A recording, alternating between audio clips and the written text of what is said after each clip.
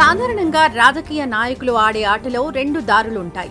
కానీ బీజేపీ ఆటలో మాత్రం ఒక్కటే ఉంటుంది. అది కూడా వారు చెప్పింది చేయడమే. పోటీలో రణం ఉండదు, కేవలం శరణం మాత్రమే ఉంటుంది. ఏ రాష్ట్రంలోనూ బీజేపీ సొంతంగా అధికారంలో లేదు. కొన్ని రాష్ట్రాల్లో ఆ మాత్రం అవకాశం కూడా లేదు. కానీ అక్కడ కూడా కమలం పార్టీ చెప్పినట్లే వ్యవహారాలు జరుగుతాయి. రాష్ట్ర పెద్దలు వింటే ఒక రకంగా, వినకుంటే ఇంకో రకంగా ఉంటుంది పరిస్థితి.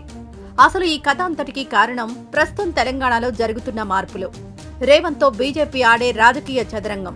Watch the story. తెలంగాణలో ఎలాగైనా అధికారంలోకి రావాలని బీజేపీ భారీ స్కెచ్ వేసింది. అందుకే చేతికి చిక్కిన ఏ అవకాశాన్ని వదులుకోవడం లేదని తెలంగాణకు కొత్త గవర్నర్ నియామకం వెనుక భారీ వ్యూహం ఉన్నట్లు ప్రచారం నడుస్తోంది. ఎంతో సామరస్యంగా ఉండే గవర్నర్ జిష్ణుదేవ్ వర్మ స్థానంలోకి చురుకైన కొత్త గవర్నర్ రావడం వెనుక ఏదో పెద్ద సంచలనమే ఉందనే అనుమానాలు రాష్ట్ర రాజకీయాల్లో చర్చనీయాంశంగా మారాయి. ఇప్పటి వరకు తెలంగాణ గవర్నర్గా జిష్ణుదేవ్ పెద్దగా మాట్లాడేవారు కాదు. ప్రభుత్వ పెద్దలతో పాటు అందరితో కలిసిపోయేవారు.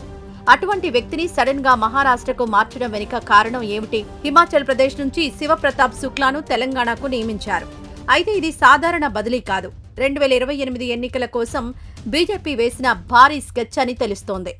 ఉత్తరప్రదేశ్ రాజకీయాల్లో ఆరితేరిన శివప్రతాప్ శుక్లా రాకతో తెలంగాణ రాజకీయాలతో గవర్నర్ శుక్లా ఆధ్వర్యంలో రంజుగా ఆడుకోవాలని బీజేపీ ప్లాన్ వేసినట్లు సమాచారం. ప్రస్తుతం రాష్ట్రంలో జరుగుతున్న పరిస్థితులను బీజేపీకి అనుకూలంగా మార్చుకోవాలి. ప్రభుత్వంలో ఉన్న వారితో అది కాస్త కష్టం. అందుకే కీలక నిర్ణయాలు తీసుకునే గవర్నర్ తమ వాడైతే ఎక్కడున్నా పనులు పూర్తవుతాయని కమలనాథులు భావిస్తున్నారట. ఇప్పుడు బీజేపీకి అంత అత్యవసర పని ఏమిటి అని అనుకోవచ్చు. ఎమ్మెల్సీగా ఎన్నిక కాకుండా మంత్రి పీఠంపై కూర్చున్న అజారుద్దీన్ మంత్రిగా నామినేట్ అయ్యారు. 6 నెలల్లోపు ఆయనకు ఎమ్మెల్సీ సభ్యత్వం అవసరం. అయితే అందుకు సమయం దగ్గర పడుతోంది. ఈ సమయాన్ని బీజేపీ బాగా వినియోగించుకోవాలనుకుంటుందట. అజార్ ఎమ్మెల్సీ గురించి రాష్ట్ర కేబినెట్ పంపిన ఫైల్ ఇప్పుడు కొత్త గవర్నర్ టేబుల్ మీద ఉంది. అయితే ఆ ఫైల్ను ఆయన స్వీకరిస్తారా, లేకుంటే ఇది సెట్ అవ్వదు అని పక్కన పడేస్తారా?